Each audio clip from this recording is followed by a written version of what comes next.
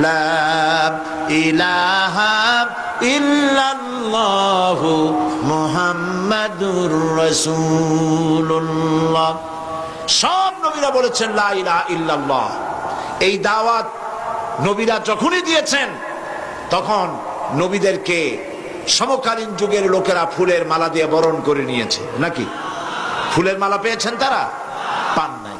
তিন শ্রেণীর লোকেরা বাধা দিয়েছে। কয় শ্রেণী বলুন সবাই, কয় শ্রেণী? তিন শ্রেণীর লোকেরা নবীদেরকে বাধা দিয়েছে।